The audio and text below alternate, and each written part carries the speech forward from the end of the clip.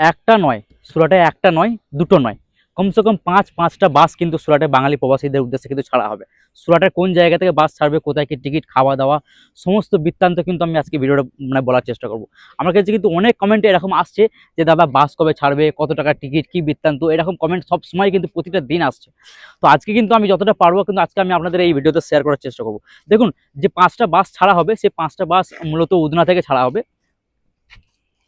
সেই পাঁচটা বাস মূলত উদনা থেকে ছাড়া হবে এবং এসি বাস থাকবে, টোটালি এসি, একদম স্লিপার কোচ বাস থাকবে, মানে আপনি শুয়ে বসে আরাম করে যেতে পারবেন। বাসটা ছাড়া হবে সুরাটের উদনা থেকে, এটা কিন্তু আমরা মানে জানতে পেরেছি। আর বাসের যে টিকিট প্রাইস থাকবে সেই টিকিটটা কিন্তু অ্যাপ্রক্স 5,500, মানে 5 থেকে 5,500-এর মধ্যে থাকবে। এটা একটু বেশিও হতে পারে, একটু কমও হতে পারে, এটা এখনো পর্যন্ত কনফার্ম হয়নি, তবে 5 থেকে 5,500-এর মধ্যে টিকিট থাকবে, এটা কিন্তু কনফার্ম। আচ্ছা, যাই হোক, সকালের বাস ছাড়া হবে সন্ধ্যে টাইম, বাসের যে ছাড়া থাকবে মানে যে টাইমিংটা থাকবে সেটা সন্ধ্যার সময় বাস ছাড়া হবে এবং সন্ধ্যের পর সকালের যে নাস্তাটা সেই নাস্তাটা কিন্তু ফ্রি দেওয়া হবে। তারপরে কিন্তু দুপুরে রাত্রে যে আহারের যেটা হবে, যে খাওয়া দাওয়া যেটা হবে, সেটা কিন্তু আপনাদেরকে নিজেকে ক্যারি করতে হবে এবং বাস কিন্তু টাইমে টাইমে সব জায়গায় ধাবায় ধাবায় কিন্তু দাঁড়াবে। আচ্ছা, এই বাসে যারা জার্নি করবে তাদের উদ্দেশ্যে আমি একটু বলে দিই যে কারা কারা যাবে তাদের সুবিধা। মানে যারা মেদিনীপুর সাইডে যারা দেখছেন তাদের জন্য কিন্তু খুব সুবিধা, কারণ বাসটা মেচেদার ওপর দিয়ে যাবে। তো যারা মেদিনীপুর সাইডে থাকেন তাদের জন্য কিন্তু খুব ইজি, কারণ মেদিনীপুর ওপর দিয়ে যাবে। সেকেন্ড হচ্ছে হুগলি জেলা, হুগলি জেলার ডানকুনি চত্বর যারা রয়েছে তারা কিন্তু এই বাসে যাত্রী করতে পারে, তারা কিন্তু এই বাসে সফর করতে পারেন, কারণ বাসটা ডানকুনির ওপর দিয়ে ঢুকবে একদম হাই রোড দিয়ে। তো আপনারা ডানকুনি যারা বাসী রয়েছেন বা ডানকুনির নিকটবর্তী বা হুগলি জেলার নিকটবর্তী যারা রয়েছেন তারা কিন্তু এই বাসে কিন্তু সফর করতে পারেন।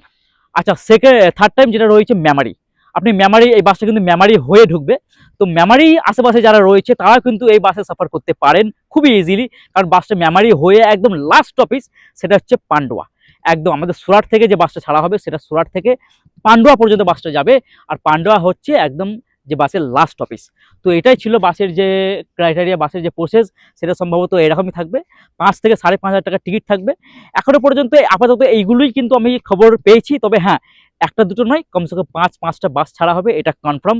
সুরাটের উদনা থেকে বাস ছাড়া হবে, এটাও কনফার্ম।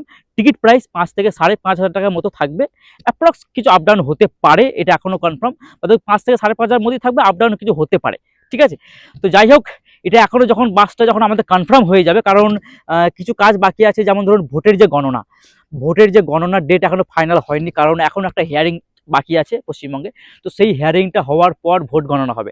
তো ভোট গণনার তারিখটা যখন ফাইনাল হবে তখন কিন্তু বাসটা এখানে ফাইনাল করা হবে, ডেটটা ফাইনাল করা হবে।